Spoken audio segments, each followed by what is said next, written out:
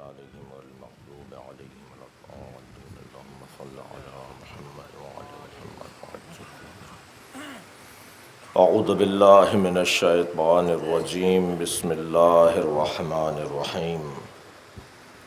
الحمد لله الذي لا يبلغ مدحته القائلون ولا يحصي نعماءه العادون ولا يعدي حقه المجتهدون الذي ليس لصفته حد محدود ولا نعت موجود ولا وقت معدود ولا أجل ممدود فطر الخلائق بقدرته ونشر الرياح برحمته. الصلاة والسلام على الرسول المسدد المصطفى الأمجد المحمود الأحمد سيدنا ومولانا ومولى الكونين جد الحسن والحسين معاني أبا القاسم محمد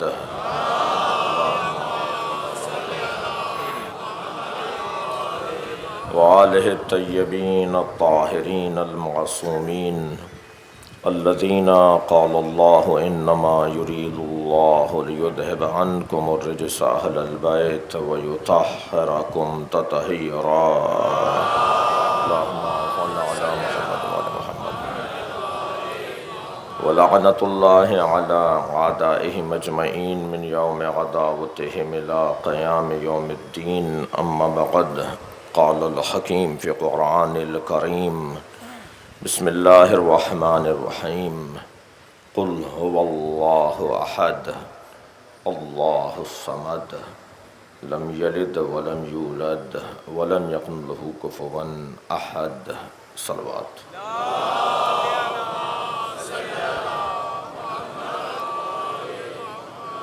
سورہ مبارکہ توحید.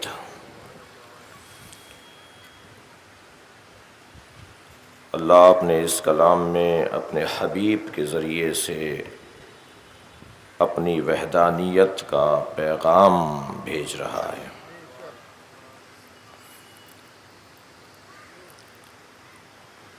اللہ کے وجود پر دلائل نقلی یعنی نقل ہونے والی اولویت رکھتے ہیں، یا اللہ کے وجود پر دلائل عقلی کہ جس کے لیے صرف عقل کا سالم ہونا ضروری ہے، وہ اولویت رکھتے ہیں. یعنی اگر ہمیں کوئی سمجھانے اور پڑھانے نہ آئے کہ اللہ ہے اور عقل ہماری سالم ہو، تو کیا اللہ کو سمجھنے کے لیے کافی ہے؟ عزیزان گرامی، مفاہیم اور مضامین کی ایک طویل فہرست ہے، مگر ہر دن ان مضامین کو تقسیم کرنے کی وجہ سے آج کی اس مجلس میں شان نزول اور فضائل سورہ مبارکہ توحید پر غور کروں گا. ہر آیت کا ایک شان نزول ہے، اور ہر وہ سورہ جو ایک دم دفعتاً انزالاً نازل ہوا ہے، اس کا بھی ایک شان نزول ہے. اور جو آیات مختلف مرحلوں میں نازل ہوئی ہیں تو پھر ہر آیت کا شان نزول علیحدہ ہے. ایسے ہی ائمہ کی احادیث کا شان بیان علیحدہ ہے کہ یہ فرمان کس ماحول میں کس وجہ سے ارشاد فرمایا، اس کا پس منظر کیا تھا، کون افراد سننے والے تھے، اور یہ قول حضرت نے کس ماحول میں ارشاد فرمایا. یہ بہت زیادہ ایک قول کو سمجھنے میں ممد اور معاون ہے. قرآن کی آیات اور قرآن کے سوروں کو بھی سمجھنے کے لیے شان نزول کو اس لیے تفاسیر نے، علماء علم تفسیر نے تلاش کر کے لکھا ہے تاکہ اس سورے کو سمجھا جا سکے، قریب کر دیتا ہے ذہن کو، آسان کر دیتا ہے مطلب کو سمجھنے کے لیے۔ عبادت تو مکے میں اور روئے زمین پر ہو رہی تھی، بلکہ شاید معبود ماننے میں تو اس وقت کا سماج بہت غنی تھا، جسے وہ حسن اور کمال پر پاتا تھا اسے وہ اپنا معبود مان لیتا تھا۔ اب ہر ایک کے لیے کمال، ہر ایک کے لیے حسن کیونکہ علیحدہ تھا، اس لیے جسے جو چیز اچھی لگی اسی کو معبود بول دیا۔ تو سرکار دو جہاں نے تاریخ بندگی میں جو جہاد کیا ہے وہ اس لیے ہمارے نبی کا جہاد منفرد ہے کہ سرکار نے اس وقت اعلان کیا کہ جب ماننے والے بہت تھے مگر ایک کے ماننے والے نہیں تھے۔ صلوات پڑھیں ذرا محمد و آل محمد۔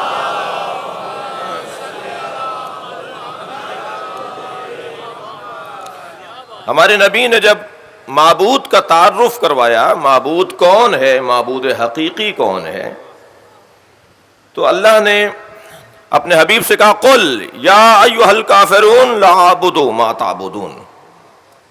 اے میرے حبیب، سورہ توحید سے پہلے ہے یہ سورہ نزول کے اعتبار سے، اے میرے حبیب کافروں سے کہہ دو کہ میں عبادت نہیں کروں گا ما تعبدون، جس کی تم عبادت کر رہے ہو۔ تو جب نبی مکرم نے ان کے معبودوں کا انکار کیا تو اب مشرکین مکہ اور اہل کتاب، خاص طور پر مشرکین، انہوں نے سرکار دو جہاں سے کہا صف لنا ربک، پھر آپ بتائیے کہ آپ کا رب کون ہے، انصب لنا ربک، ہمیں اپنے رب کا ذرا نسب نامہ بتائیے۔ صلوات پڑھیں محمد و آل محمد۔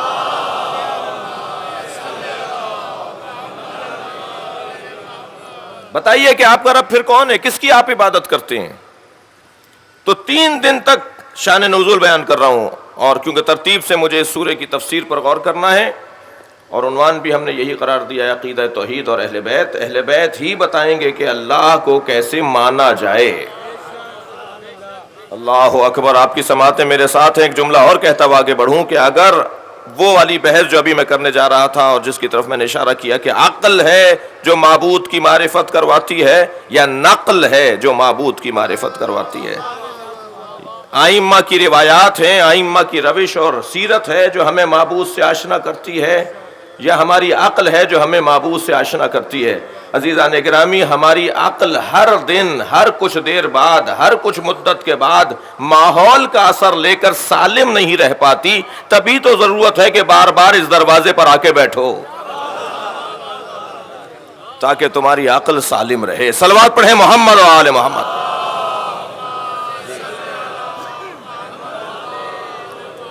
توجہ چاہوں گا عزیزو، اب نبی مکرم نے اعلان کر دیا، اللہ نے کہلوا دیا، اور جتنے بھی حساس موضوعات تھے وہ اللہ نے اپنے حبیب سے کہلوائے ہیں۔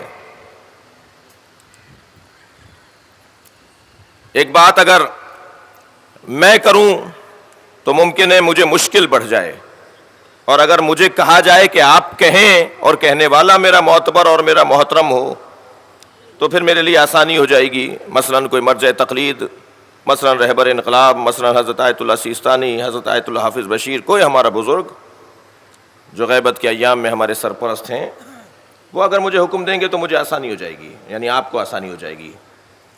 اور حساس موضوع ہم خود بولیں گے تو ہمیں اس کا شاید وزن برداشت کرنا پڑے، اس کی سنگینی کو برداشت کرنا پڑے۔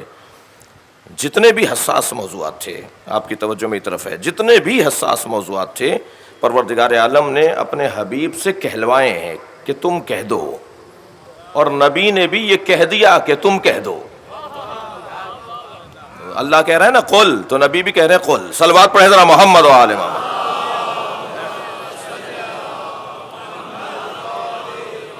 یہ حساس ترین موضوع ہے، کل آئندہ اس کی تفصیل میں بھی جائیں گے ہم کہ کون کون سے اور حساس موضوعات ہیں جنہیں اللہ نے اپنے حبیب سے کہلوایا ہے، اور اللہ کے کہنے پر نبی مکرم نے حتیٰ 2 حرفی اس لفظ کو بھی کم نہیں کیا، قاف لام کو بھی نبی نے کم نہیں کیا۔ اصل تو وہ بات کہنی تھی نا جو اس کے بعد ہے، یا ایھا الکافرون، یہاں سے بات شروع ہو رہی ہے، لیکن نبی کہہ رہے ہیں قل یا ایھا الکافرون، اللہ نے کہا قل تو یہ بھی فرما رہے قل، تاکہ تاریخ میں ثبت ہو جائے یہ میں اپنی طرف سے نہیں کہہ رہا، مجھ سے کوئی کہلوا رہا ہے۔ قرآن پڑھنے والے محسوس کریں کہ یہ پیغام کہیں اور سے آ رہا ہے۔ اے میرے حبیب ان سے کہہ دو، اب جب نبی نے انکار کر دیا ما اعبد ما لا تعبدون، میں اس کی عبادت نہیں کروں گا جس کی تم عبادت کر رہے ہو، تو یہ سب جمع ہو گئے، ہمیں بتائیے کہ پھر آپ کس کی عبادت کرتے ہیں؟ تو 3 دن تک سرکار منتظر رہے کہ اللہ کا کیا جواب آئے گا۔ سورہ مبارکہ توحید کے نزول کے لیے نبی نے 3 دن انتظار کیا ہے۔ یاد رکھیے کہ جس کا انتظار کیا جائے پھر نتیجہ غیب سے ایسا ہی آتا ہے کہ تمام زبانیں بند ہو جاتی ہیں۔ صلوات پڑھیں ذرا محمد و آل محمد پر۔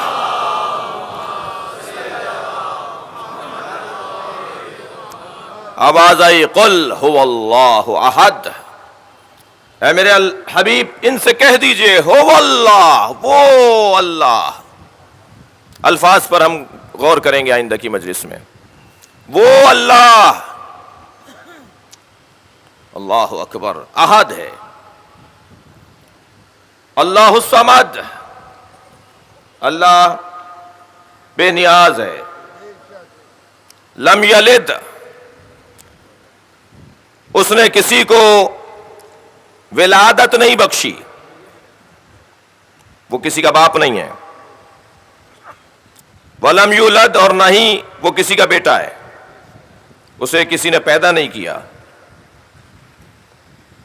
یہاں ولد کا لفظ، خلق کا لفظ، سن کا لفظ، یہ قابل غور ہے کہ ان تمام الفاظ کا شاید نتیجہ ظاہری طور پر ایک ہو، مگر الفاظ بڑی اہمیت رکھتے ہیں استعمال کرتے ہوئے۔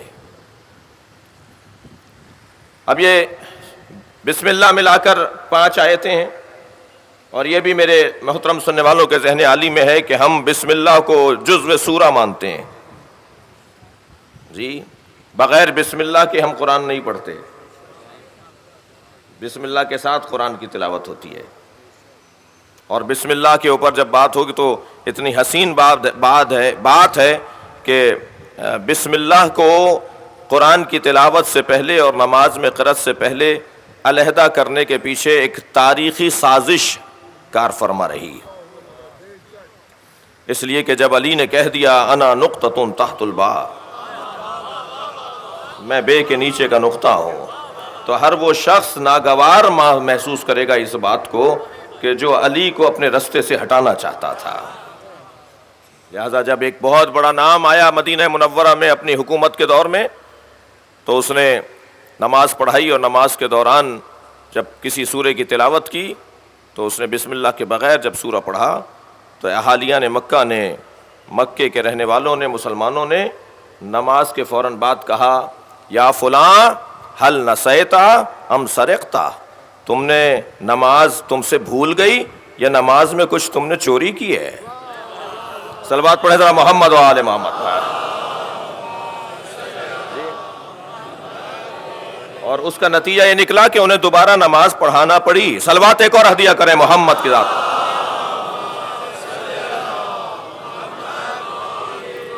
تفسیر سورہ مبارکہ الحمد کے تفسیر سورہ مبارکہ توحید کے آغاز میں بسم اللہ کی تفسیر پر غور کرنے کی ضرورت ہے۔ بسم اللہ خلاصہ ہے سورہ مبارکہ الحمد کا، سورہ مبارکہ الحمد خلاصہ ہے پورے قرآن کا۔ بسم اللہ کا خلاصہ بائے بسم اللہ ہے، اور با مکمل نہیں ہوتا بغیر نقطے کے، اور ہم نے تو شاید یہ ظاہری طور پر محسوس کر لیا کہ جی با کے نیچے نقطہ ہے تو وہ نقطہ کون سی بڑی بات ہے؟ کہ نہیں، نقطہ نہیں ہوگا تو خط نہیں بنے گا۔ 4 نقطوں کے افقی لکھنے سے با بنتا ہے، عمودی لکھنے سے الف بنتا ہے۔ نہ تمہیں علی کے بغیر با نصیب ہوگا، نہ اللہ اللہ نصیب ہوگا۔ صلوات پڑھنا محمد و آل محمد۔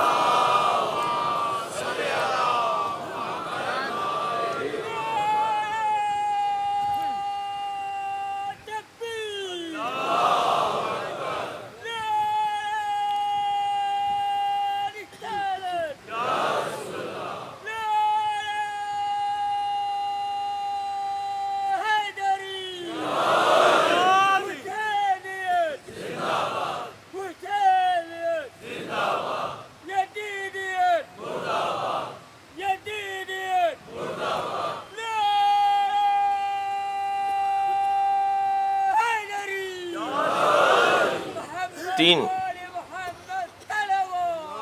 اللہم صلی علی محمد وعلی محمد 3 دن سرکار نے انتظار فرمایا تو سورہ مبارکہ توحید نازل ہوا۔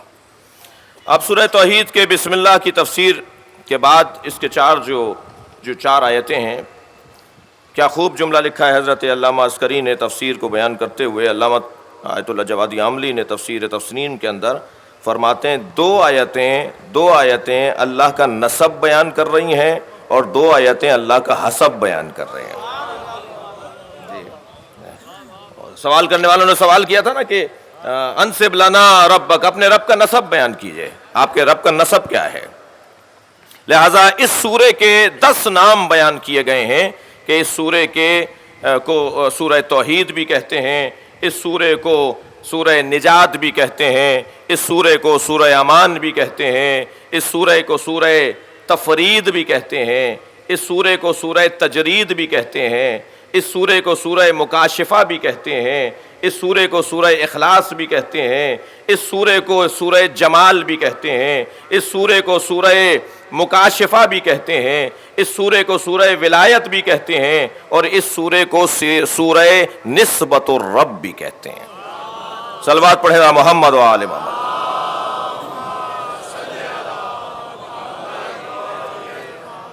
توجہ چاہوں گا عزیزان گرامی، اس میں آدھا نسب بیان ہو رہا ہے اللہ کا، هو اللہ احد، اللہ کا نسب، اللہ الصمد، اللہ کا نسب، لم یلد ولم یولد ولم یکن لہ کفوا احد، اللہ کا حسب۔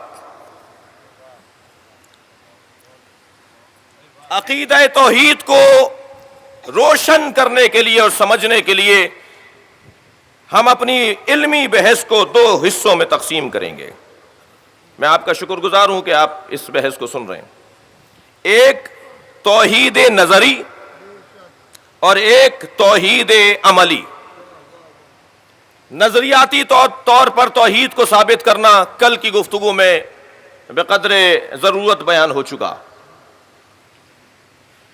کہ بہت بڑی تعداد میں مسلمان آپ کو ملیں گے، شاید ہی کوئی مسلمان ہو جو نظری طور پر توحید کو نہ مانتا ہو۔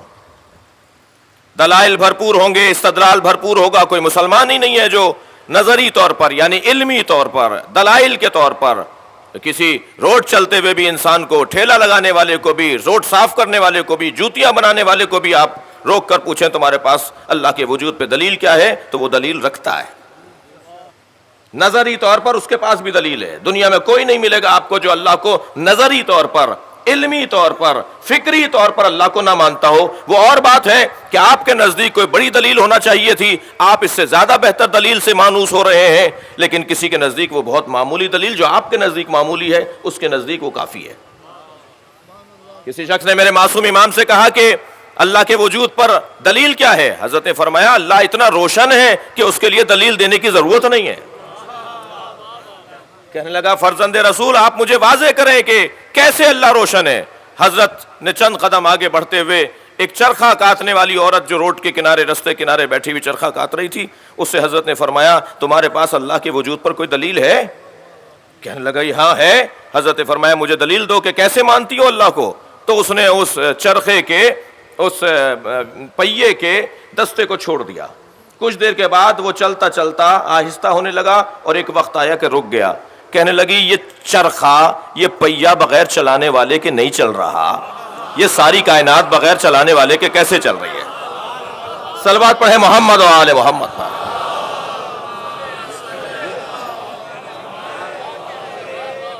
تو اب اس کے نزدیک وہی ہے، اس کے نزدیک وہی دلیل خدا ہے۔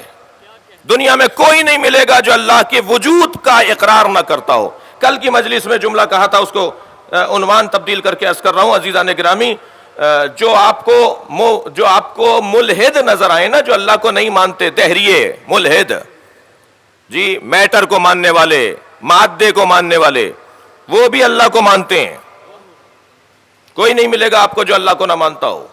جو انکار کر رہا ہے اللہ کا وہ بھی اللہ کو مان رہا ہے۔ ہم کوئی اصول نہیں مانتے، یہ خود ایک اصول ہے۔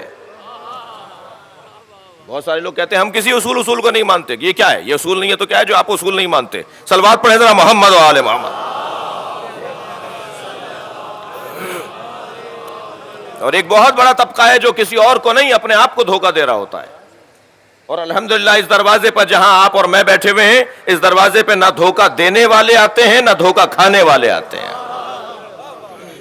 ہم مولا علی کے دروازے پر بیٹھے ہیں اور مولا علی نے خوب جملہ ارشاد فرمایا ہے, ما لبست علی نفسی ولا لبس علی.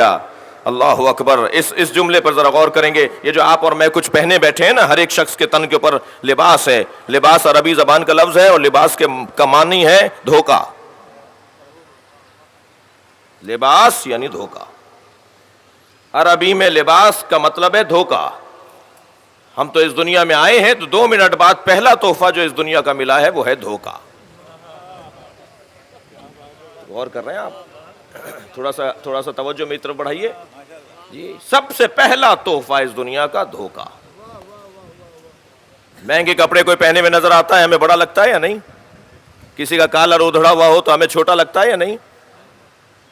اکڑے ہوئے کپڑوں میں اگر کوئی ہو تو ہمیں وہ عظیم آدمی لگتا ہے, امیر آدمی لگتا ہے. جس کی چپل, جس کی بدیاں ادھڑی ہوئی ہوں, اس کے سلام کا جواب ہمارا معاشرہ صحیح نہیں دے رہا ہوتا تو دھوکہ ہو رہا ہے یا نہیں؟ بہت سارے لوگ مہنگے کپڑے پہن کے اپنے آپ کو دھوکہ دے رہے ہوتے ہیں کہ یہ مہنگے ہو گئے جی.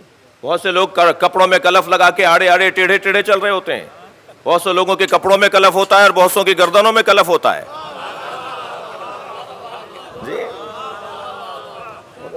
نہیں عزیزان گرامی, اب یہ جو لباس ہے, یہ گاڑیاں, یہ بنگلے, یہ سب اللہ نے دنیا مومن کے لیے بنائی ہے. میں دنیا کی مخالفت نہیں کر رہا, اچھے کپڑے پہننے کی مذمت نہیں کر رہا. خوش لباسی سنت ہے, سیرت ہے. اچھے کپڑے پہننا, اچھا گھر بنانا, اچھا لباس, اچھی غذا کھانا, یہ اہل بیت کی سیرت اور سنت ہے. اچھے کپڑوں کی مذمت نہیں ہو رہی. یہ کپڑے کہیں تمہیں گم نہ کر دیں, یہ گاڑی تمہیں کہیں بہکا نہ دے. جملہ آپ کی محترم سماعتوں کے حوالے کر رہا ہوں عزیزان گرامی. اللہ نے دنیا ہمارے لیے بنائی ہے, ہمیں دنیا کے لیے نہیں بنایا ہے. صلوات پڑھیں محمد و آل محمد پر.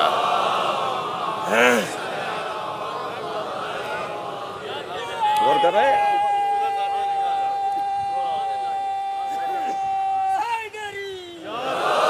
عزیزان گرامی؟ یہ جو کپڑے, یہ لباس, اب مولا کیا فرما رہے ہیں؟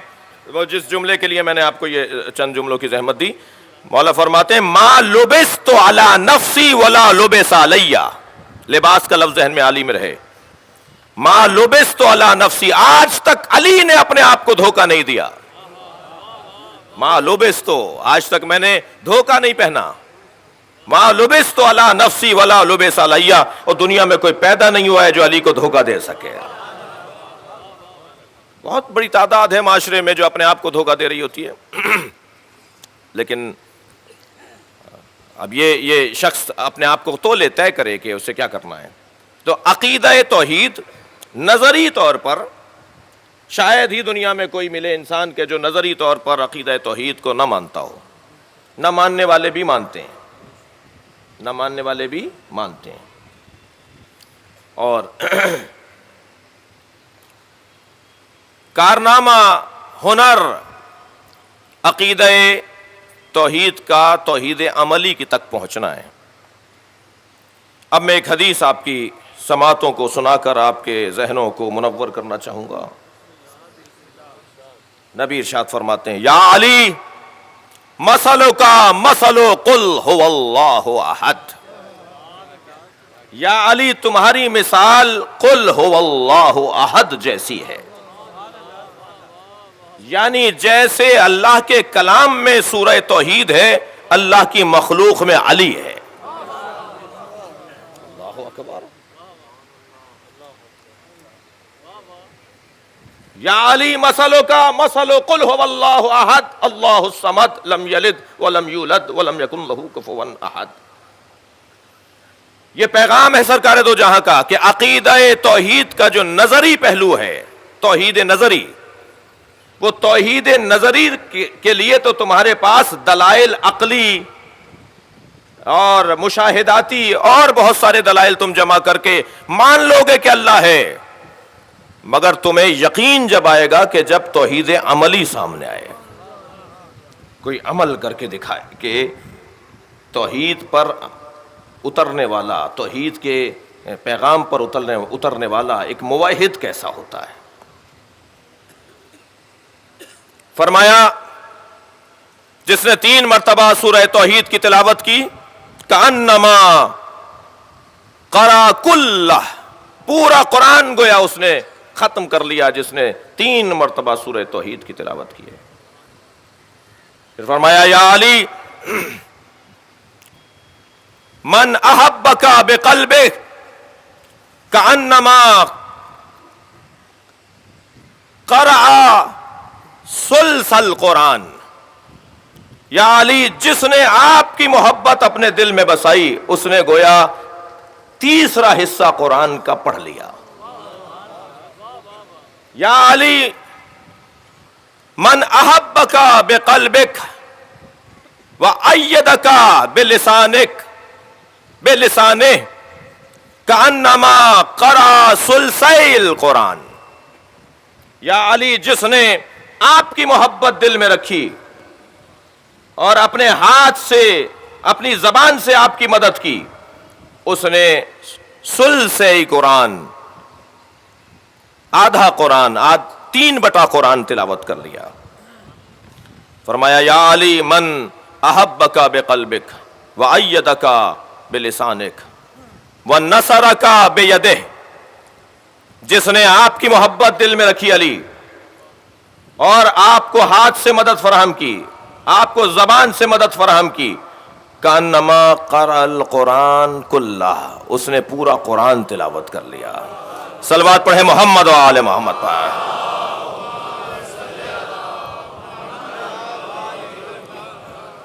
کیسے، کیا تعلق ہے، کتنا گہرا تعلق ہے عقیدہ توحید کا مولا علی علیہ السلام کے ساتھ۔ کوئی اللہ کی وحدانیت کو ماننا چاہتا ہے، کوئی سمجھنا چاہتا ہے کہ عقیدہ توحید کیا ہے، تو اسے علی کو دیکھنا ہوگا۔ میں ایک بزرگ کی خدمت میں تھا، میں نے کہا حضور ذرا مجھے سمجھائیں، اس بحث کو ذرا مجھ پر اور روشن کریں۔ فرمانے لگے سورہ مبارکہ توحید علی ابن ابی طالب کی زندگی کا ایک خلاصہ ہے، بڑا گہرا تعلق ہے قل هو اللہ احد سے بلغ ما انزل الیک من ربک کا۔ اے میرے حبیب کہہ دو وہ اللہ ایک ہے۔ جس لب و لہجے کے ساتھ، توجہ چاہوں گا، جس اہتمام کے ساتھ اللہ کی توحید کو بیان کیا جا رہا ہے۔ اب میں یہاں ایک جملہ کہتا ہوا آگے بڑھوں کہ بعض مفاہیم، بعض مضامین ایسے ہیں کہ جو بیان نہ کریں تو خیانت ہے، بیان کریں تو شاید ایک طبقے کے لیے اس کا ہاضمہ مشکل ہو جائے۔ میں آپ کی بات نہیں کر رہا، مگر کیونکہ ایک ایسی جگہ خطاب کر رہا ہوں کہ جہاں پر مجھے بہت سے اذہان عالی کا خیال رکھنا چاہیے۔ بہت سارے لوگ ہماری بہت ساری باتوں کو نہیں سمجھ پاتے، ہم پر غلو کا الزام آتا ہے، ہم پر اسلام سے دوری کا الزام آتا ہے۔ اب کیا کریں کہ جنہوں نے اس گھڑے سے پانی ہی نہ پیا ہو جس سے ہم پیتے ہیں۔ ایک صلوات پڑھ لیں ذرا محمد و آل محمد۔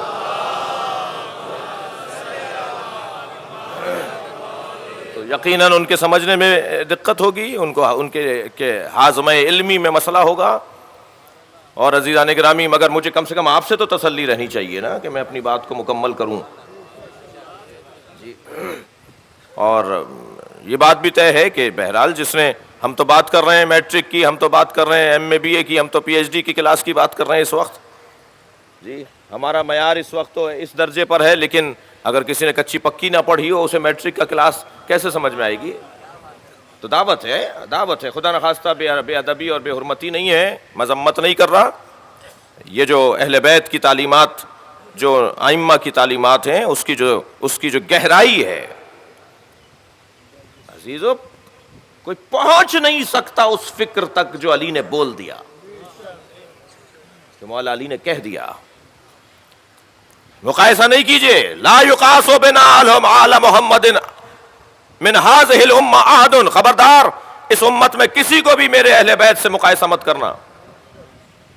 سب کا مقام اپنی جگہ، سب کی حیثیت اپنی جگہ، تاریخ میں بڑے کارنامے ہوئے ہیں، بڑی خدمات دی گئی ہیں، بڑی مجاہدتیں ہیں، مگر علی علی ہے۔ مولا علی کا مقام، مولا علی کی عظمت اپنی ہے۔ یا علی، اب یہاں قل هو اللہ احد والا ہی دم ہے بلغ ما انزل الیک من ربک. عزیزو، نبی کی زندگی کا اگر خلاصہ نکالا جائے تو نبی کی زندگی کا خلاصہ اگر دو جملوں میں طالب علم کہوں تو یوں کہوں گا کہ ساری زندگی سرکار دو جہاں نے یا عقیدہ توحید پہنچایا ہے یا عقیدہ ولایت علی پہنچایا ہے.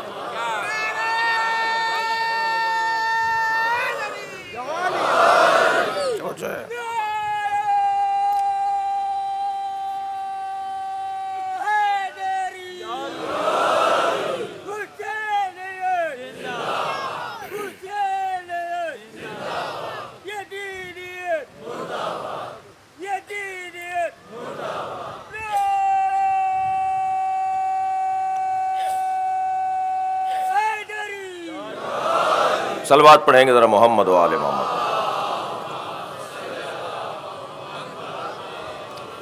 شاید میری بات اور بہتر ہونا چاہیے کہ مولا کائنات عقیدہ توحید کا توحید عملی وجود ہے، یعنی عملی طور پر اگر ہم عقیدہ توحید کو مجسم دیکھنا چاہتے ہیں تو ہمیں علی کو دیکھنا ہوگا کہ جس کی زندگی میں کہیں بھی غیر خدا کے لیے اپنی زندگی کا لمحہ گزارنا نہیں پایا جاتا. نبی مکرم کو 2 اونٹ ہدیے ہوئے، تحفتاً ملے. سرکار نے اپنے اصحاب سے کہا کہ جو 2 رکعت نماز اللہ کی خاطر پڑھے گا ان 2 اونٹوں میں سے 1 اونٹ میں اسے ہدیہ دے دوں گا. اصحاب سامنے موجود رہے، مشورہ کر کے کہا کہ اگر ہم نے 2 رکعت نماز پڑھی کہ ہمیں اونٹ ملے گا تو پھر اللہ کی خاطر کہاں ہوا. مگر مولا آگے بڑھے، مولا کائنات نے فرمایا کہ یا رسول اللہ میں پڑھوں گا. مولا نے 2 رکعت نماز پڑھی. القطرۃ من بہار فضائل النبی والعطرہ، علامہ آیت اللہ مستنبط نے اس روایت کو لکھا ہے. مولا علی آگے تشریف فرما ہوئے، 2 رکعت نماز پڑھی. نماز جب مکمل ہوئی تو جبریل نے کہا یا رسول اللہ، علی جب سلام آخر کہہ رہے تھے تو سوچ رہے تھے کہ یہ جو تازہ صحت مند زیادہ بہتر اونٹ ہے یہ نبی سے مانگوں گا. تو نبی مکرم نے فرمایا علی تم آخری سلام میں یہ سوچ رہے تھے؟ فرمایا ہاں میں یہی سوچ رہا تھا. فوراً جبریل نے نازل ہو کر کہا یا رسول اللہ، اللہ نے کہا ہے کہ علی کا یہ سوچنا بھی فقراء و مساکین کے لیے تھا. صلوات پڑھے گا محمد و آل محمد.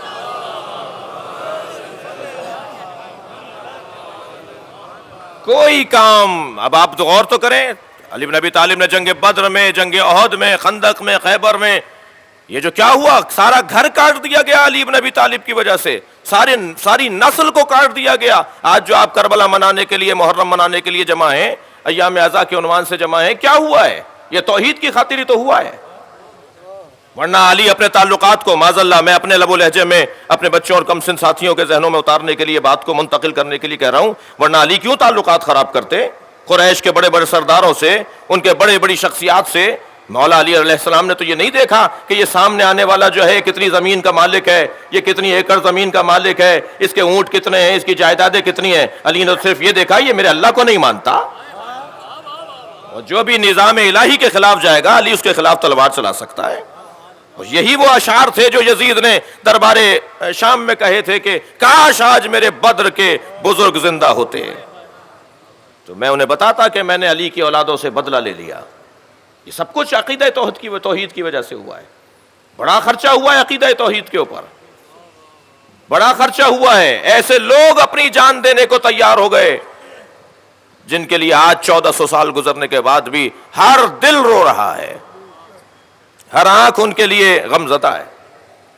لہذا اب یہ جو مسئلے سورہ توحید مولا علی کی ذات ہے، یا علی مسئلوں کا مسئلو قل هو اللہ احد، تو اس کی علتوں کو تلاش کرنا پڑے گا. جیسے 3 مرتبہ سورہ توحید کی تلاوت سے پورے قرآن کا ثواب ملے گا، ایسے ہی 3 مرحلوں میں علی پر غور کرنے سے علی سمجھ میں آئے گا. وہ جنگ جمل ہو، وہ جنگ صفین ہو، وہ جنگ نہروان ہو، ان تینوں مرحلوں میں علی بن ابی طالب کی ذات کھل کر سامنے آتی ہے. یا علی انا اقاتل علی التنزیل وانت تقاتل علی التاویل. اے علی میں تنزیل کی بنیاد پر جنگ لڑ رہا ہوں. کون کہہ رہا ہے؟ نبی کی ذات. تم تاویل کی بنیاد پر جنگ لڑو گے. یہ تنزیل اور تعویل کا فرق کیا ہے؟ بہت موٹا فرق ہے، بہت روشن فرق ہے۔ نبی فرما رہے ہیں میں کھلے کافروں سے لڑوں گا، تم ان سے لڑو گے جنہیں پہچاننا تمہارے علاوہ کسی اور کے بس کی نہیں ہوگا۔ اللہ اکبر۔ میرے مولا رضا نے جب ولی عہدی قبول کی تو حضرت نے یہ ولی عہدی قبول کر کے حالات کو اپنے حق میں تبدیل کیا، اور یہ ہمارے قومی رہنماؤں کے لیے اور ہماری قومیات کی شخصیات کے لیے، ہم سب کے لیے رہنما اصول ہیں کہ حالات سے متاثر ہونا شخصیات کا کام نہیں ہے، بلکہ حالات کو متاثر کرنا شخصیات کا کام ہے۔ انہی برے حالات میں اپنے جینے کا رستہ نکالنا، انہی نامساعد معاملات میں اپنے اصولوں پر کاربند رہنا۔ عزیزان گرامی، بڑے حالات خراب ہے پاکستان میں، بڑی مشکلات کا سامنا ہے ہماری قوم کو۔ ایک طویل فہرست ہے جو شاید 9 محرم کی مجلس میں عرض کروں گا، اور یقیناً یہ بھی میرے ذہن میں ہے، مجھے معلوم ہے کہ اگر یہاں اس وقت چند ہزار لوگ بیٹھے ہیں تو ہر ایک ذہن کا خیال، تصور، آرزو، خواہش، تمنا، پسند مختلف ہے، اور یہ ہو نہیں سکتا کہ سب کی آرزوؤں کے مطابق بات ہو جائے۔ یہاں ایک خطیب بیٹھا ہے، 10,000 آدمی نہیں بیٹھے ممبر پر، لہٰذا کوئی کہے گا جی یہ نہیں کہنا چاہیے تھا، وہ کہنا چاہیے تھا، وہ کہے گا نہیں یہ نہیں کہنا چاہیے تھا، وہ کہنا چاہیے تھا۔ تو مجھے آپ کو راضی کرنا ہے یا اپنے مولا کو راضی کرنا ہے؟ وہ مجھے طے کرنا ہے کہ مجھے کس سے راضی کرنا ہے۔ یقیناً مجھے اپنے مولا کو راضی کرنا ہے، اور اگر میں نے اپنے مولا کو راضی کر لیا تو پھر مولا ہی آپ کو مجھ سے راضی کریں گے، مگر مطمع نظر میرے مولا ہوں۔ بیان ہوں گے 9 محرم کو قومی مسائل، مظفر آباد سے لے کے کراچی تک ہمارے حقوق کے اوپر گفتگو ہونی چاہیے، اور یہ علامہ رشید ترابی نے اپنے دور کے اندر، اور علامہ طالب جوہری اللہ ان کو زندگی عطا فرمائے، صحت کاملہ عطا فرمائے، ان بزرگوں نے یہ روش برقرار رکھی ہے۔ جب آپ اس کو مرکزی ممبر کہتے ہیں تو مرکز تو جب ہوگا جب آپ ملتان کا مسئلہ بھی اٹھائیں گے یہاں سے، مرکز تو جب ہوگا جب سکھر کا کوئی مسئلہ یہاں بیان ہوگا، جب پورے پاکستان کے یہاں مومنین بیٹھے ہوئے ہیں تو پورے پاکستان کے مسائل کی طرف توجہ ہونی چاہیے، مگر وہ ایک خاص وقت میں ہو، ایک خاص دورانیے میں ہو۔ ہمیں اپنی علمی گفتگو، ہمیں اپنے موضوع کے اوپر اپنے مضامین کو مکمل کرنا بھی ہمارا فریضہ ہے، ہماری ذمہ داری ہے۔ اور ویسے ہی غیر سیاسی آدمی ہوں، کسی مذہبی کسی سیاسی جماعت سے کوئی تعلق نہیں ہے الحمدللہ۔ بڑے مسائل ہیں، مگر ایک مسئلے کی طرف میں ابھی چاہ رہا ہوں، بات آ گئی ہے تو کہہ دوں، یہ جو مسنگ پرسنس، یہ جو ہمارے 100 سے زیادہ پورے پاکستان کے اندر افراد گم ہیں، میں آپ کے توسط سے پیغام دینا چاہوں گا۔ ابھی محرم سے چند دن پہلے، کوئی 8-9 دن پہلے، ہماری ملکی سطح کی ایک شخصیت سے ملاقات ہوئی تھی جو با اختیار ہیں، اور انہیں معلوم ہے، انہیں ہم نے 4-5 مسئلے اپنے رکھے تھے، تو 3 افراد کی ملاقات تھی، زیادہ ملاقات نہیں تھی۔ اور میں گزارش کروں گا، اس وقت میرے 2 محترم، میں ان دونوں سے بہت پیار کرتا ہوں، جناب صغیر عابد صاحب تشریف فرمائیں، جناب شبر بھائی تشریف فرمائیں۔ میں گزارش کروں گا تھوڑی سی محنت بڑھا لیجئے، یہ حکمران آپ کے گھر چل کے آئیں گے، بار بار جا کر اپنی عادت خراب نہ کیجئے۔ یہ بڑے بڑے افسران آپ کے گھر چل کر آئیں گے۔ جہاں محرم، ماہ رمضان ہمارا مسئلہ ہے، وہاں انتظامیہ کا مسئلہ بھی ہے۔ کوئی وہاں نہیں بولے گا اس لیے کہ میں تو میرا مسئلہ ہے نا۔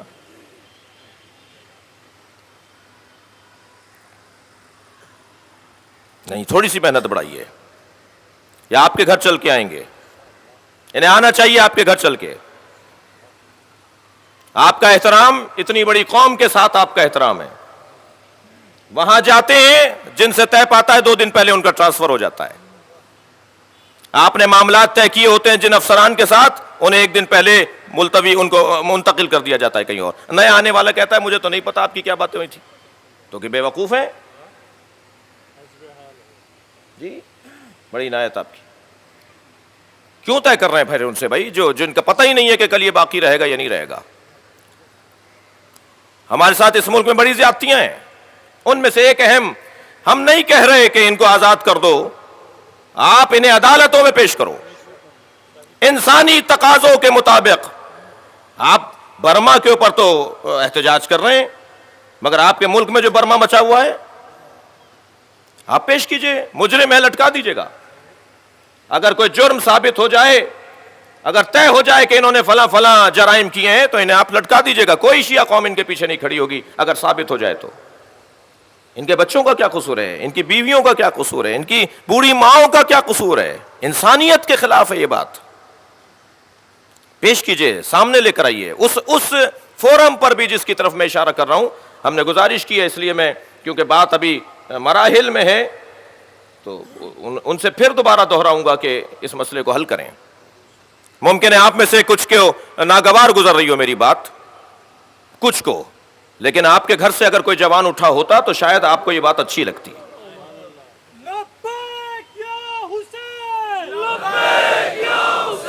جواب دینا ہے تو سب جواب دیں.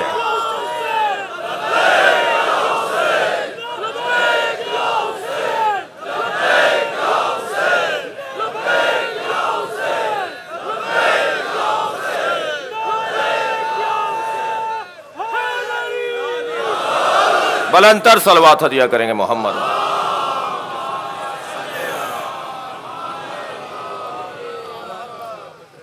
قرآن مجید منطوق اور ملفوظ کلام الہی ہے، مکنون اور محفوظ اور حقیقت قرآنی نبی اور آل نبی ہیں. یا علی مسلو کا مسلو قل هو اللہ احد. جس نے 3 مرتبہ سورہ توحید کی تلاوت کی اس نے پورا قرآن پڑھا. جس نے علی کو 3 مرحلوں میں غور سے دیکھا اسے پورا اسلام سمجھ میں آئے گا. اچھا، سورہ توحید یہ واحد سورہ ہے کہ جو سورہ اگر نماز میں انتخاب کر لیا جائے، اس کا آغاز کر دیا جائے اور اس کی نیت سے بسم اللہ پڑھ لی جائے تو اجازت نہیں ہے کہ نیت تبدیل کی جائے. شرعی مسئلہ سن لیجئے، نماز پڑھنے والوں کے لیے عرض کر رہا ہوں، الحمدللہ سارے نمازی بیٹھے ہیں، کہ اگر آپ نے سورہ توحید کی نیت سے بسم اللہ پڑھ لی تو آپ سورہ بدل نہیں سکتے. اور سوروں کے لیے یہ شرعی حکم نہیں ہے. کوئی اور سورہ آپ نے شروع کر دیا، آدھے میں سے آپ چاہتے ہیں دوسرا سورہ پڑھوں، دوبارہ بسم اللہ پڑھیے اس سورہ کی نیت سے اور سورہ پڑھ دیجئے دوسرا. لیکن سورہ توحید کو شروع کرنے کے بعد تبدیل کرنے کی اجازت نہیں ہے. جب معصوم سے پوچھا گیا، جواب یہ آیا کہ باب معرفت میں اس سے اچھا سورہ ہے ہی نہیں، تو جواز نہیں بنتا نیت بدلنے کا. شاید یہی پیغام ہے کہ جو علی کے دروازے پر آ گیا اب وہ علی کو چھوڑ کر کہیں اور جائے تو اس سے بہتر لائے. صلوات پڑھیں محمد و آل محمد پر.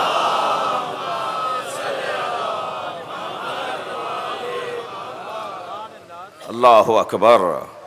بس عزیزان گرامی، نظری توحید اور عملی توحید، ان کا ایک ایک لمحہ، ان کا ایک ایک حیات کا پہلو اللہ کی وحدانیت کی طرف ہمیں راغب کرتا ہے.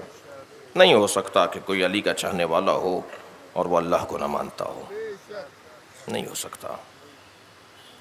ایک طبقہ ہمارے معاشرے میں محبت مولا کائنات کے حوالے سے اپنے احساسات اور جذبات کا اظہار کرتا ہے اور قدر اس کو حق بھی حاصل ہے، اس لیے کہ مقدمات گزارے بغیر کسی مرحلے پر پہنچنا نتیجہ معکوس دیتا ہے، الٹا نتیجہ دیتا ہے.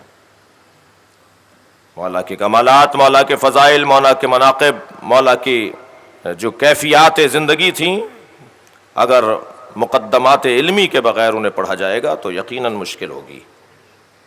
علی بن ابی طالب، اللہ اکبر، کسی اور کے لیے وہ فضائل اور مناقب نہیں ہیں. کیا خوب لکھا ہے اہل سنت کے ایک بزرگ عالم دین فخر الدین رازی نے کہ کائنات میں جتنے انسان سانس لیتے ہیں ان سانسوں کی تعداد محدود اور معین ہے، علی کے فضائل کی تعداد معین نہیں ہے، طے نہیں کر سکتے. میرے مولا علی کا انداز، میرے مولا علی کا ہدایت دینے کا طریقہ، میرے مولا علی کی زندگی، جو بند لگی ہوئی جوتیاں پہنتے تھے، جو پیوند لگے ہوئے کپڑے پہنتے تھے، اس کے ہاتھ میں اختیارات کتنے تھے، یہ دونوں چیزیں جامع الازداد ذات. ایک جانب پیروں میں جو جوتیاں ہیں ان کے بند اتنے اس میں لگ چکے ہیں کہ اب کوئی بند پیبند لگانے کی جگہ نہیں ہے. دوسری جانب علی بن ابی طالب مردے کو زندہ کر رہے ہیں, کٹی ہوئی انگلیوں کو جوڑ رہے ہیں, ایک وقت میں 40 جگہ پر موجود ہیں. ان چیزوں کو کیا کریں گے, ان چیزوں کو کیسے دیکھیں گے؟ آواز دے کر میرے مولا نے فرمایا کہ اس شخص کو لے آؤ جس کی چوری ثابت ہو گئی تھی. فرمایا میرے سامنے اس کے اوپر حد جاری کرو. جب اس کے حد جاری ہوئی, کٹی ہوئی انگلیاں وہ اٹھا کر اللہ اکبر کوفے کے چارراہے پہ کھڑا ہو گیا. لوگوں آؤ میں بتاتا ہوں یہ انگلیاں کس نے کاٹی ہیں. جب مجمع جمع ہونے لگا, شاید بعض لوگ سوچ رہے ہوں کہ علی کے خلاف بولے گا اس لیے کہ علی نے اس کی انگلیاں کاٹ دی ہیں. فرمایا یہ انگلیاں اس نے کاٹی ہیں جس نے خیبر فتح کیا تھا, یہ انگلیاں اس نے کاٹی ہیں جس نے خندق فتح کیا تھا. وہ نبی کے بستر پہ نہ سوتا تو نبی کی جان بچانے کے لیے مرحلہ مشکل ہو جاتا. یہ اس نے انگلیاں کاٹی ہیں جسے نبی نے اپنی دختر عزیز فاطمہ زہرا عقد میں دی. علی کے فضائل کی ایک طویل داستان بیان کرنے لگا. مجمع میں سے ایک شخص نے آواز دے کر کہا علی تمہاری انگلیاں کاٹ رہے ہیں, تم علی کے فضائل پڑھ رہے ہو. کہنے لگا فضائل اسی کے تو بیان ہوں گے جو عدل الہی کو نافذ کرے گا.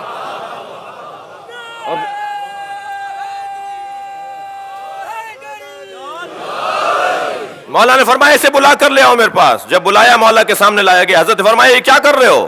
کہنے لگا مولا آپ نے اپنی ذمہ داری کو ادا کیا ہے, میں بھی کچھ اپنے فرائض کو ادا کر رہا ہوں.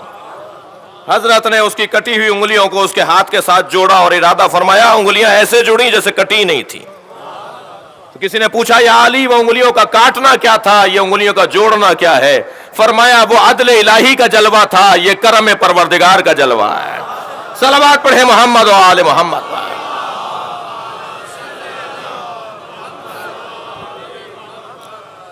توحید عملی کو علی کہا جاتا ہے. اللہ کے وجود پر دلیل نہ ملتی, لوگ قانے نہ ہوتے اگر علی نہ ہوتے. کل میں نے ایک شعر جلدی میں پڑھا تھا. ایک عارف کہتے ہیں کہ احمد وما عرف تو علی گفت لو کشف. نبی مکرم نے کیا فرمایا؟ ما عرفتو کا ما عرفنا کا حق معرفتک. یا اللہ ہم تیری معرفت کا حق ادا نہیں کر سکتے. اور علی کہہ رہے ہیں لو کشف الغطاء لمزددت یقینا, میری نگاہوں کے سامنے سے حجاب ہٹ جائیں تو میری معرفت میں اضافہ نہیں ہوگا. یعنی جتنی معرفت کا حق ہے میں نے ادا کر دیا. نبی فرما رہے ہیں تیری معرفت کا حق ادا نہیں ہو سکتا. تو شاعر کہتا ہے کہ احمد وما عرفت علی گفت لو کشف, مشکل نما محمد و مشکل کشا علی. سرکار دو جہاں کی ذات نے عقیدہ توحید کو پیش کیا ہے, اسے حل علی نے کیا ہے. اور کیا آپ نے کتنا مشکل یہ عقیدہ ہے اسے نبی نے پیش کیا ہے, اور کتنا مشکل علی نے حل کیا ہے آسانی سے, یہ علی بتائیں گے. وجود مبارک حیدر کرار خود دلیل وجود پروردگار. عزیزان گرامی اگر علی کے سجدوں کی طوالت نہ ہو, لولا نحن ما عبد اللہ, اگر ہم اہل بیت نہ ہوتے تو اللہ کی عبادت نہ ہوتی. یہ انہوں نے عقیدہ توحید عملی کو پیش کیا ہے. بس یقیناً مضمون کے کچھ تقاضے ہیں اور اسی انداز سے آگے بڑھے گی بات. یہ کربلا کیا ہے؟ لقن صاحب فرماتے ہیں کہ اگر اللہ کے وجود پر ساری دلیلوں کو ختم کر دیا جائے, کوئی دلیل نہ مانی جائے, تو صرف ایک دلیل عصر عاشور حسین کا اطمینان, اطمینان قلب حسینی, دلیل وجود پروردگار. کس کو راضی کرنے کے لیے حسین کربلا میں آئے ہیں؟ لاشوں پر لاشیں اٹھا رہے ہیں مگر چہرے کی سرخی بڑھتی جا رہی ہے, سجدوں میں کمی نہیں آ رہی, شکر الہی میں کمی کاستی نہیں ہے. یا اللہ تو مجھ سے راضی ہے, میں تجھ سے راضی ہوں. آج عزادار و 4 محرم ہے. 2 مہمانوں کا ذکر کر کے اپنے بیان کو منزل دوں. ایک مہمان ہو رہے, اور ایک مہمان حبیب ابن مظاہر۔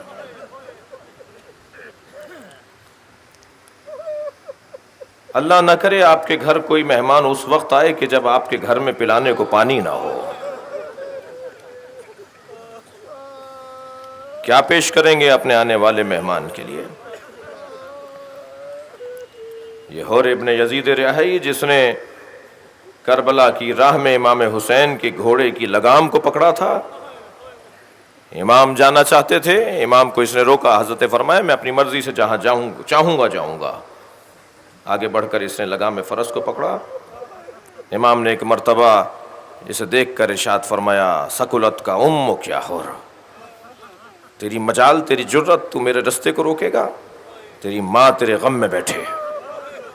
ایک مرتبہ مچل کے رہ گیا، اس لیے کہ یہ جملہ عرب دنیا میں بڑا جملہ ہوا کرتا تھا، کسی کو مرنے کی اور کسی کو دنیا سے اٹھ جانے کا پیغام ہوتا تھا۔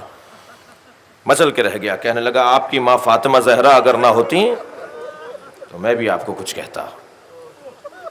سنیں گے عزتارو، حسین نے یہیں سے اندازہ کر لیا کہ اس کے دل میں ایمان کی چنگاری ہے، آتش ایمان میں تبدیل کرنا یہ حسین کا کارنامہ ہے۔ اور لے آیا امام حسین کے لشکر کو، کہاں؟ کربلا کی میدان میں۔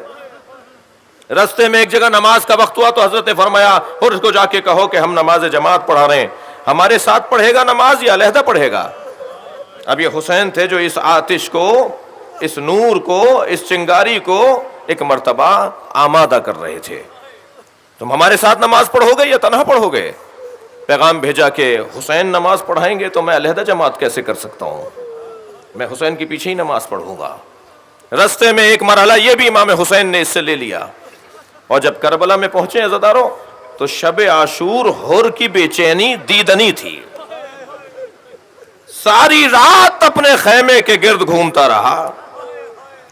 غلام نے اور بیٹے نے آ کے کہا بابا کوئی پریشانی ہے، کوئی دقت ہے، کوئی مشکل ہے؟ فرمانے لگا، کہنے لگا میں اپنے آپ کو جنت اور دوزخ کے درمیان دیکھ رہا ہوں، جہاں میں کھڑا ہوں وہ دوزخ سے قریب تر ہے اور وہ خیمے جو تم دیکھ رہے ہو وہ جنت سے قریب تر ہے۔ اپنے بیٹے علی کو بلا کے کہا بیٹا تمہیں کوئی آواز آ رہی ہے؟ کہنے لگا ہاں بابا آواز آ رہی ہے۔ کیا آواز ہے؟ العطش، العطش، پیاس، پیاس، پانی۔ کس کی آواز ہے؟ یہ حسین کے خیموں سے ننھے ننھے بچوں کی آوازیں۔ تمہیں اندازہ ہے کہ انہیں کس نے یہاں تک پہنچایا؟ اجرکم اللہ، کس کی وجہ سے یہ وقت آیا ہے کہ آج یہ پانی کا مطالبہ کر رہے ہیں اور یہ سب پیاسے ہیں؟ میں تھا جو انہیں گھیر کر لایا تھا۔ سنیں گے کیا کہا اس نے کہا اے علی، جب میں نے حسین کے گھوڑے کی لگام کو پکڑا تھا زینب کے رونے کی آواز بلند ہوئی تھی۔ میں اتنا بڑا مجرم ہوں، میں نے علی کی بیٹیوں کو رلایا ہے، ساری رات اسی شش و پنج میں، اسی ادھیڑ بن میں کہ کیا کروں، کل کیا ہوگا۔ اور عزادارو جب دوسرا دن نمودار ہوا تو ایک سپاہی کہتا ہے کہ میں اپنے گھوڑے کو صبح صادق کے بعد نہر فرات پہ پانی پلانے لے گیا تو میں نے دیکھا کہ کچھ فاصلے سے حور اپنے گھوڑے کو لے کر آ رہے ہیں، تو میں ان کے احترام میں رک گیا کیونکہ میں ان کے لشکر کا سپاہی تھا۔ انہوں نے اپنے گھوڑے کو پانی پلایا تو مجھ سے پوچھا تم نے تو پانی پلا لیا تو جا کیوں نہیں رہے ہو؟ تو مجھے اندازہ ہوا کہ ان کا ارادہ کچھ اور ہے، یہ مجھے اپنے آپ سے دور کر کے کہیں جانا چاہتے ہیں۔ میں ان کے ادب میں وہاں سے دور چلا گیا، مگر میرے ذہن میں بھی یہ تھا کہ اگر حور تیار ہوئے نا حسین کی مدد کے لیے تو میں ساتھ ضرور جاؤں گا۔ مگر حر نے مجھے علیحدہ کیا اور میں دور جب گیا تو میں نے حر کے گھوڑے کو حسینی خیموں کی طرف جاتے ہوئے دیکھا۔ ادھر کچھ فاصلے پر پہنچ کر اپنے بیٹے اور غلام کو بلا کر کہا بیٹا میرے سر سے امامہ اتار دو، امامہ تو وہ پہنتے ہیں جو عزت دار لوگ ہوں، میں نے اپنی عزت خود گنوا دی، بیٹا میرے ہاتھوں کو رسی سے باندھ دو اس لیے کہ میں حسین کا مجرم ہوں۔ اور اب بندھے ہوئے ہاتھوں کو لے کر امام حسین کی طرف روانہ ہوا۔ میرے مولا نے آتے ہوئے جب حر کو دیکھا تو جناب عباس کو، جناب علی اکبر کو آواز دی دیکھو میرا مہمان آ رہا ہے۔ آگے بڑھ کر حسین ابن علی نے حر کو گلے سے لگایا، نہیں اسی آواز میں کانپتے ہوئے لہجے میں کہنے لگا مولا کیا میری بخشش ممکن ہے؟ حضرت فرمایا حر ہم نے تمہیں معاف کیا، ہمارے اللہ نے تمہیں معاف کیا۔ عزادارو کچھ دیر گزری، آپ نے گریہ کر لیا، کچھ دیر گزری کہ ایک مرتبہ حر نے آگے بڑھ کر کہا مولا میں نے آپ کو یہاں تک پہنچایا، اب مجھے اتنی اجازت دیجئے کہ پہلا جہاد میری طرف سے ہو، پہلی قربانی میری طرف سے ہو۔ حر آمادہ ہو کے عزادارو جانا چاہتا ہے کہ ایک مرتبہ بیٹے نے بڑھ کر کہا بابا میرے ہوتے ہوئے آپ نہیں جائیں گے، پہلے میں جاؤں گا۔ علی ابن حر نے اپنے آپ کو پیش کیا، میدان کربلا میں پہنچا، بہت سے دشمنوں کو فنار کیا، زخم بڑھتے رہے، یہاں تک کہ زخموں کا تاب نہ لاتے ہوئے علی ابن حر نے بابا کو سلام آخر کہا۔ بابا حر میرا سلام آخر، گھوڑے سے گرتے ہوئے اپنے بابا کو سلام آخر کہا۔ اب میں آپ رونے والوں سے ایک سوال کر لوں، اگر کوئی بیٹا مشکل میں ہو، اگر اولاد پریشانی میں ہو اور باپ کو وہ آواز دے رہا ہو تو کتنی جلدی باپ پہنچے گا؟ باپ کتنی جلدی پہنچے گا؟ اس کا تصور ہر صاحب اولاد کر سکتا ہے۔ عزادارو حر کے بیٹے نے اپنے بابا کو بلایا، حر کتنی جلدی پہنچا ہوگا، لیکن سنیں گے کیا منظر تھا جب حر پہنچا تو حسین پہلے سے موجود تھے۔ اجرکم اللہ، اجرکم اللہ۔ حر کے بیٹے کے سر کو اپنی آغوش میں میرے مولا نے لیا ہوا ہے۔ حر نے کہا مولا یہ غلام زادہ ہے، کہاں حسین کا زانو اور کہاں غلام زادہ کا سر؟ امام نے فرمایا حر تمہیں نہیں پتا، جوان کا لاشا باپ نہیں اٹھاتا، جوان بیٹے کی میت باپ کو نہیں اٹھانی۔ امام حسین حر کے بیٹے کا لاشا لے کر چلے ہیں، یہ حق مہمانداری بھی ہے، یہ ہمارا مہمان ہے۔ سلام ہو حسین ابن علی کے اوپر۔ جب علی اکبر کا لاشا اٹھا رہے تھے، عباس نہیں تھے جو بڑھ کر کہتے مولا آواز دی بنی ہاشم کے بچوں آؤ، جوان کا لاشا بوڑھے باپ سے نہیں اٹھتا، میں علی اکبر کا لاشا مقتل پہنچانا چاہتا ہوں۔ الا لعنت اللہ علی قوم الظالمین فسیعلم الذین ظلموا ای منقلب ینقلبون۔ یا اللہ ان آوازوں پر رحمت نازل فرما، رونے والوں کی توفیقات میں اضافہ فرما، ہم سب کی عاقبت بخیر فرما، امام زمانہ کے ظہور میں تعجیل فرما، یا حسین